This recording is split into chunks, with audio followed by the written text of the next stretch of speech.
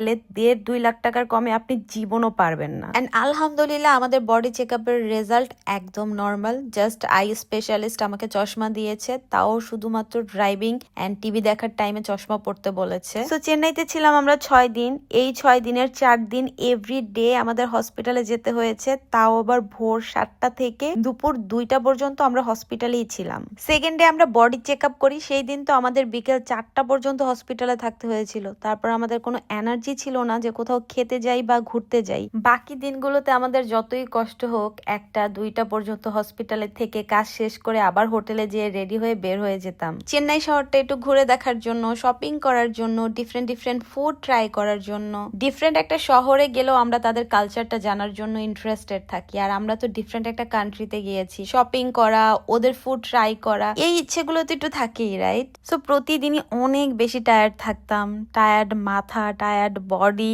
এইগুলো নিয়েও যখন ভিডিও করতাম হেসে হেসে আপনাদের মনে হতো কত আনন্দ করছি, কত ঘুরে বেড়াচ্ছি, কত হাসি খুশি সুস্থ একটা মানুষ। বাট ওই টাইমে সুশ্রী এত বেশি অসুস্থ ছিল, ওর জ্বর চলে আসছে, ঠান্ডা লেগেছে, আমার ঠান্ডা লেগেছে, আমার ভয়েস চেঞ্জ হয়ে গিয়েছিল লিটারেলি। আবার হসপিটালে যাচ্ছি।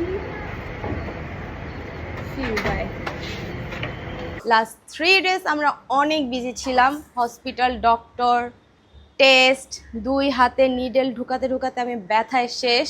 সো এইভাবেই বডির উপরে প্রেশার দিয়ে হলেও আমরা অনেক ঘোরাঘুরি করেছি, অনেক মজা করেছি। অ্যান্ড 3 ভাই বোন আলহামদুলিল্লাহ আমরা অনেক ভালো একটা সময় কাটিয়েছি অনেক দিন পর। অ্যান্ড আপনাদের সাথে অনেক অনেক কিছু শেয়ার করার বাকি আছে। আপনারা কি কি ভিডিও দেখতে চান প্লিজ আমাকে জানাবেন। বাই দ্য ওয়ে আমরা কিন্তু অনেক শপিং করেছি, সো আপনারা কি শপিং হল দেখতে চান আমাকে প্লিজ জানাবেন। অ্যান্ড কলকাতার যে দিদি দাদারা আমাদেরকে কমেন্ট করছে কলকাতায় তোমাদেরকে কে ঢুকতে দিছে, তোমরা কেন ইন্ডিয়াতে আসছো, তাদেরকে বলি কলকাতার নিউ মার্কেটের বিজনেসম্যানরা সবাই প্রে করে কবে সবকিছু নর্মাল হবে, আগের মতো বাঙালি টুরিস্টরা আসবে, বিজনেস ভালো হবে। আমি যদি মিথ্যা বলে থাকি তোমরা নিজেরাই নিউ মার্কেটে যে একবার খোঁজ নিয়ে দেখো। আর নিউ মার্কেট এরিয়ার প্রতিটা হোটেলে 50% ডিসকাউন্ট। কেন?